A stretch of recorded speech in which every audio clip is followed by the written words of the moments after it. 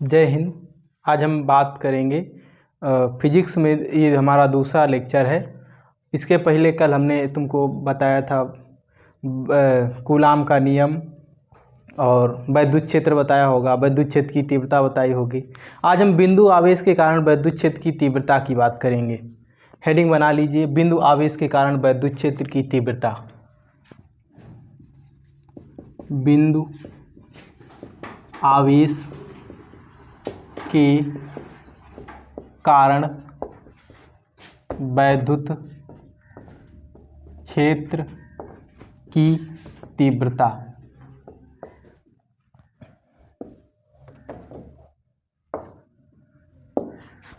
बिंदु आवेश के कारण वैद्युत क्षेत्र की तीव्रता होती क्या, हम बता रहे हैं।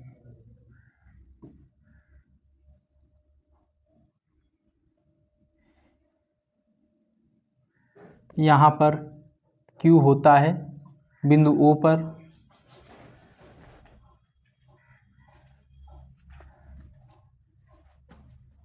यहाँ पर एक बिंदु P स्थित होता है,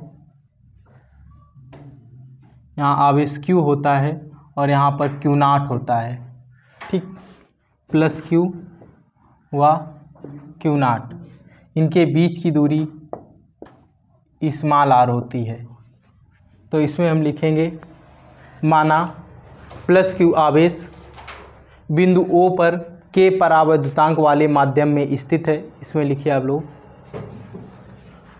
माना प्लस Q आवेश बिंदु O पर K परावैद्युतांक वाले माध्यम में स्थित है। बिंदु O से स्मॉल r दूरी पर बिंदु P स्थित है। बिंदु P पर बिंदु आवेश के कारण हमें वैद्युत क्षेत्र की तीव्रता ज्ञात करनी है, लिख लीजिएगा। अब प्लस Q व Q0 आवेश के कारण हम आकर्षण व प्रतिकर्षण बल निकाल लें कूलाम के नियम से। प्लस Q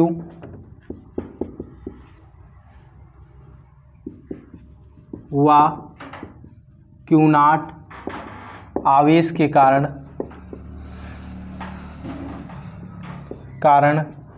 आकर्षण व प्रतिकर्षण बल, आकर्षण व प्रतिकर्षण बल। F इक्वल टू फार्मूला हो जाएगा कूलाम के नियम से 1/4 पाई एप्सिलॉन नॉट Q1 की जगह पर हमारा है प्लस Q आवेश और गुणा Q2 होता तो Q2 की जगह पर हमारा हो जाएगा Q0 बटे में R स्क्वायर। वहाँ भी R स्क्वायर था दूरी, यहाँ भी दूरी R है तो हमारा R स्क्वायर हो जाएगा। हाँ, हमने कल आपको एक फार्मूला बताया था E is equal to F/Q0, E is equal to F बटे Q0। अब F का मान, इसको समीकरण 1 मान लो।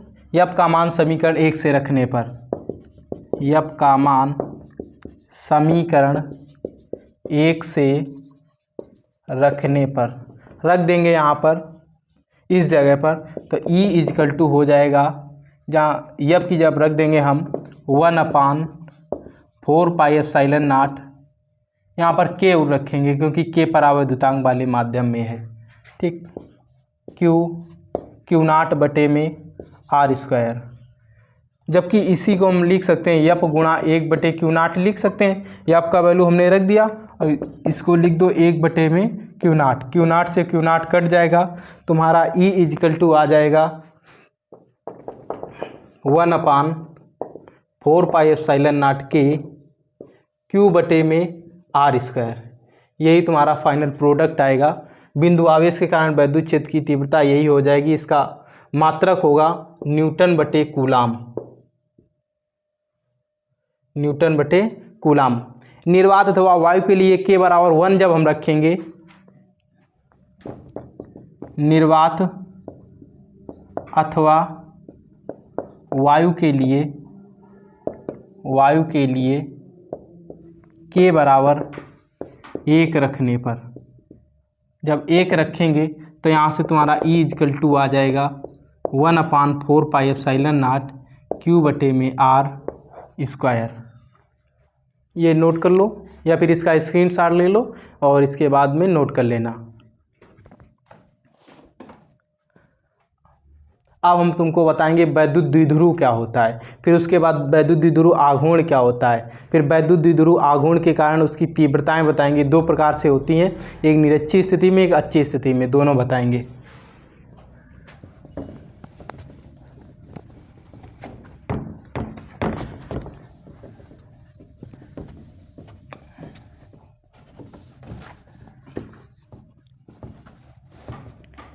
हेडिंग बनाइए वैद्युत द्विध्रुव। वैद्युत द्विध्रुव, वैद्युत द्विध्रुव होता क्या है? एक ऐसा निकाय हो, कोई भी निकाय जिसमें दो बराबर आवेश हों परंतु विपरीत हों। जैसे एक ही हमने निकाय ले लिया, कोई भी हो सकता है, यहाँ इधर प्लस क्यू आवेश है, इधर माइनस क्यू आवेश है, बस ये हमारा हो जाएगा वैद्युत द्विध्रुव। इसके उदाहरण होते हैं HCl, NaCl, H2O। इसके उदाहरण भी होते हैं HCl, NaCl, H2O etcetera. HCl को हम लिख सकते हैं H धनायन, Cl ऋणायन, और NaCl को भी हम लिख सकते हैं Na धनायन, Cl ऋणायन। इसमें दो आवेश हैं पर बराबर हैं, विपरीत हैं, इधर भी एक आवेश, इधर भी एक, दोनों विपरीत हैं।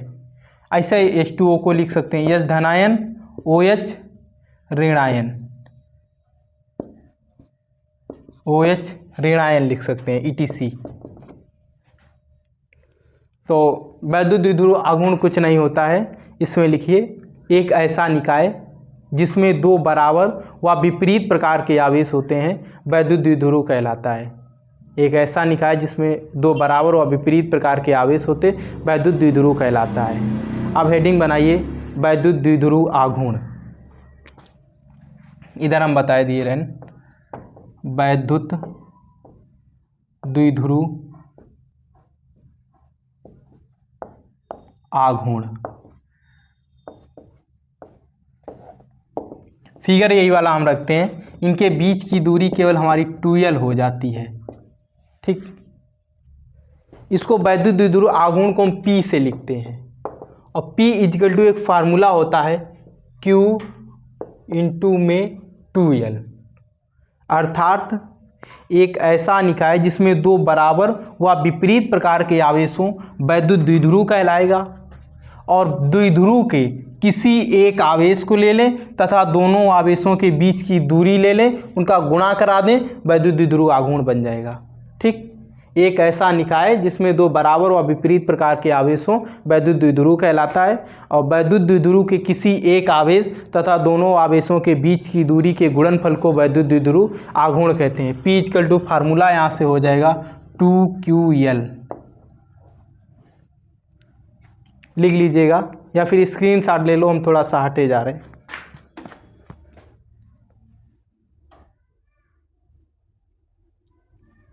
ठीक, स्क्रीनशॉट ले लिया। अब हम बताएंगे वैद्युत द्विध्रुव आघूर्ण के कारण वैद्युत क्षेत्र की तीव्रता हम लोग कैसे ज्ञात करते हैं। इसको हम हटा दें तब तक।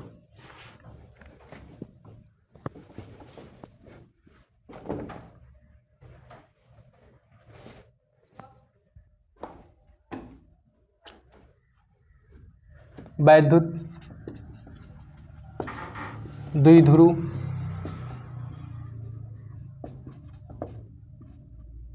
आघूर्ण के कारण वैद्युत क्षेत्र की तीव्रता। वैद्युत द्विध्रुव आघूर्ण के कारण वैद्युत क्षेत्र की तीव्रता, इसमें एक फिगर बना लीजिए, इसी से हम पूरा हल कर देंगे।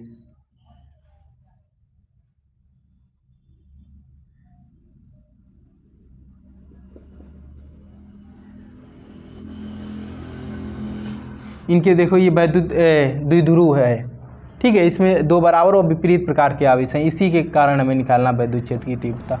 पूरी इनकी दूरी हो जाएगी 2l।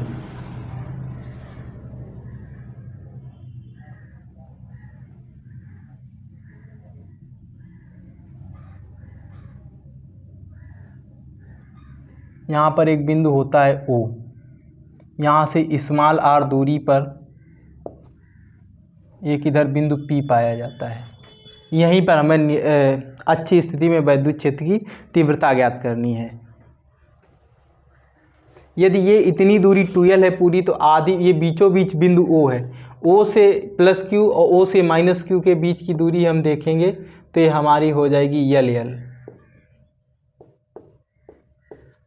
इसको हम नाम दे सकते हैं AB। इसमें तीव्रताएं दो होती हैं, E1 व E2 होती हैं। E1 E2 दो तीव्रताएं होती हैं। +Q आवेश के कारण तीव्रता E1 होती है व -Q आवेश के कारण तीव्रता E2 होती है। अब हम देखेंगे वैद्युत द्विध्रुव आघूर्ण के कारण वैद्युत क्षेत्र की तीव्रता। देखो, वैद्युत द्विध्रुव आघूर्ण के कारण जो वैद्युत क्षेत्र की तीव्रता है दो प्रकार से ज्ञात की जा सकती है। पहला होता है तुम्हारा अच्छी स्थिति में वैद्युत क्षेत्र की तीव्रता। अच्छी स्थिति में वैद्युत क्षेत्र की तीव्रता। दूसरा होता है निरक्षी स्थिति में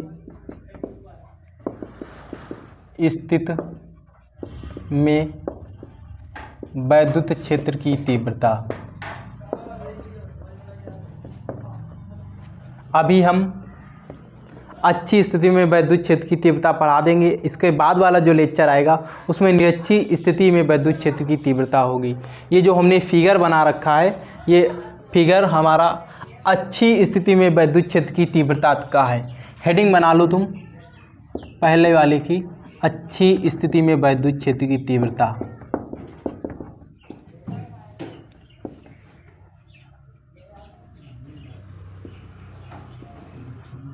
में वैद्युत क्षेत्र की तीव्रता।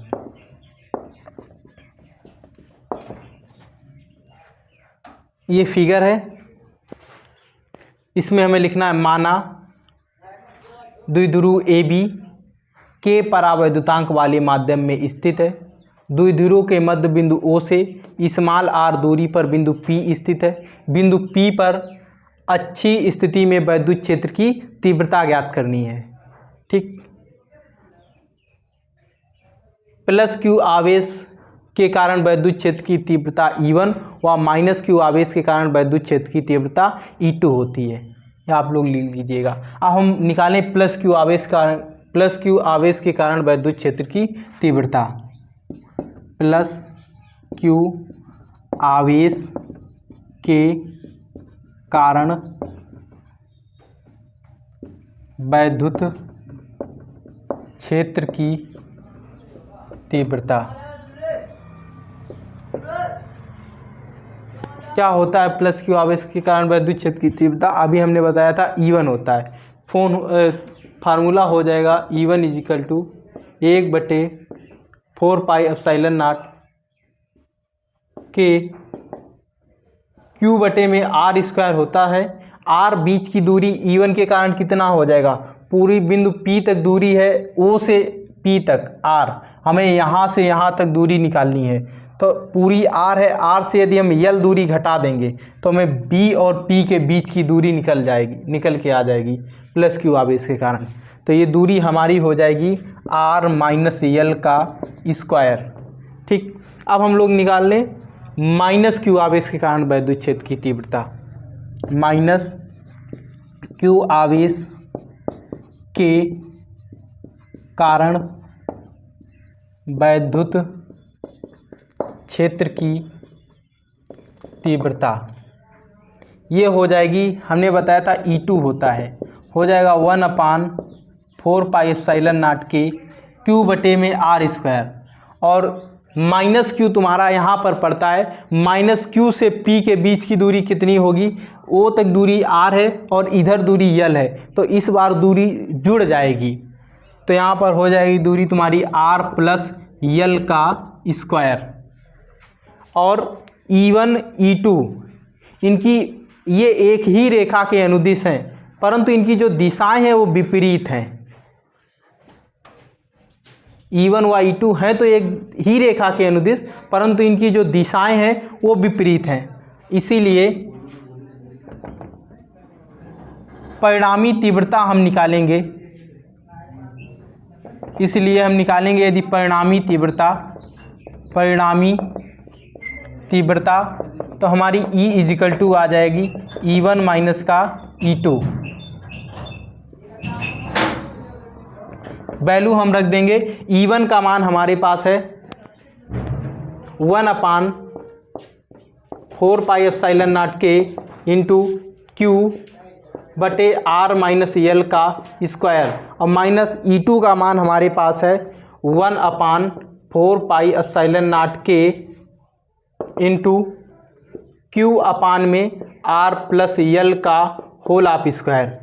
यदि हम पूरे से कॉमन लेना चाहेंगे इन दोनों से, तो हमको कॉमन इधर से मिल रहा है, ऊपर से मिल रहा कॉमन Q, दोनों से इससे और इससे लेंगे तो ऊपर से हमको Q मिल रहा और नीचे से कॉमन मिलेगा 4πε0 के।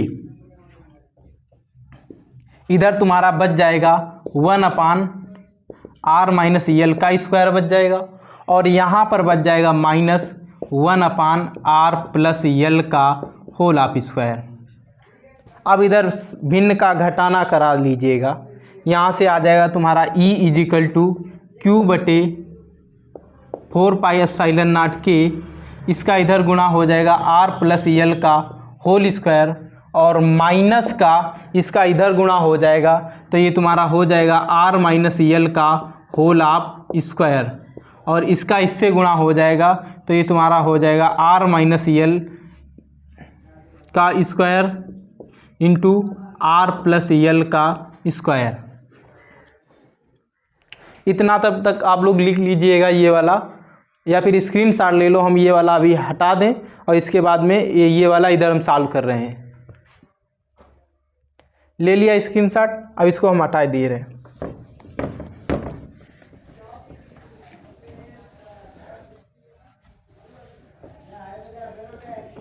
तो हमारे पास क्या था, E इजिकल टू था Q बटे 4πε0 के, इसका हम ऊपर स्क्वायर खोल लें, इधर a प्लस बी का होल स्क्वायर खुलेगा, इधर a माइनस बी का होल स्क्वायर खुलेगा, हो जाएगा a स्क्वायर यानी कि R square plus b square यानी कि L स्क्वायर प्लस 2ab, तो 2RL हो जाएगा। माइनस का इधर चिन्ह बदलता जाएगा, क्योंकि इधर बाहर है माइनस, इसीलिए इधर चिन्ह का परिवर्तन होता जाएगा। जो माइनस प्लस का आएगा वो माइनस का लिख देंगे, जो माइनस का आएगा वो प्लस का लिख देंगे। ये आ जाएगा R square plus L minus L square और प्लस का 2RL बन जाएगा ये, और बटे में ये दोनों गुणा में इसके एक साथ पावर हम लगा देंगे जा करके, तो ये हो जाएगा हमारा R minus L R plus L क्या एक साथ पावर होल लगा देंगे, होल पावर 2 हो जाएगा। ये प्लस माइनस निरस्त हो जाएंगे आपस में। यहाँ से हमारे पास E इजिकल टू बचेगा Q बटे 4πε0 के 2RL बन जाएगा 4RL, और बटे में ये तुम्हारा हो जाएगा A, एक ब्रैकेट में a माइनस बी, एक ब्रैकेट में a प्लस सी, ये वर्गांतर का फार्मूला होता है।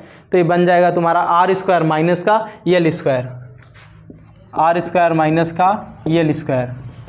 चूँकि R की तुलना में L का मान बहुत कम होता है, इसीलिए हम नीचे से जो L है उसको नगण्य मान लेंगे। चूँकि R की तुलना में L का मान बहुत छोटा है, इसीलिए L को नगण्य मानने पर L को नगण्य मान लेंगे और उसको छोड़ देंगे, अर्थात हमारे पास प्राप्त हो जाएगा E इजिकल टू Q बटे 4πε0 के 4RL, नीचे से L को छोड़ देंगे, इधर हमारा बचेगा इसकी पावर 2 और थी, R स्क्वायर का स्क्वायर बच जाएगा। ठीक, और इसको हम लिख सकते हैं, स्क्वायर का स्क्वायर कराएंगे तो क्या हो जाएगा, 2 दूनी 4, R की पावर 4 आ जाएगी, यहीं पर हम लिख दे रहे हैं R की पावर 4। इससे इसकी एक पावर कम हो जाएगी, 3 पावर बचेगी, अर्थात हमारे पास E इजिकल टू बचेगा Q बटे 4 पाई एप्सिलॉन नॉट के 4 यल बटे में आर क्यूब। अब इनका गुणा करा लें, गुणा कराएंगे तो हमारे पास प्राप्त हो जाएगा। इसको हम लिख सकते हैं इसे 1/4 पाई एप्सिलॉन नॉट के, और इसको लिखेंगे 2 × 2, 4 को लिख सकते हैं 2 × 2, और फिर इसको लिख सकते हैं QL। इस प्रकार से ऐसा हमने क्यों लिखा, क्योंकि ये 2QL वैद्युत द्विध्रुव आघूर्ण का फार्मूला होता है, बटे में आर क्यूब। हमको पता है कि P होता है 2QL, तो जहाँ पर 2QL है यहाँ पर हम P रख देंगे। इधर वाला भी तुम लोग नोट कर लो या फिर स्क्रीनशॉट ले लो, इसके बाद में नोट कर लेना। हम ये वाला इधर बता दें।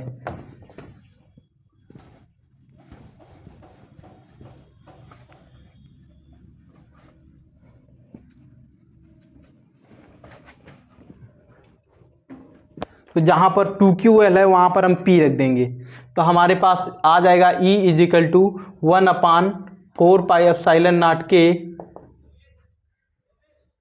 2 × P बटे में आर क्यूब। यही हमारा फाइनल प्रोडक्ट है। अब यहाँ पर भी निर्वात अथवा वायु के लिए हम K = 1 रखेंगे। लिखिएगा, निर्वात अथवा वायु के लिए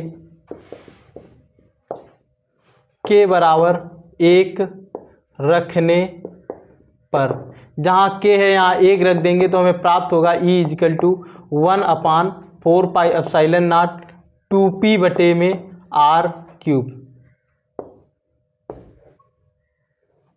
ठीक है, आज का वीडियो यहीं तक रखते हैं, मिलते हैं नेक्स्ट लेक्चर में। तब तक के लिए जय हिंद।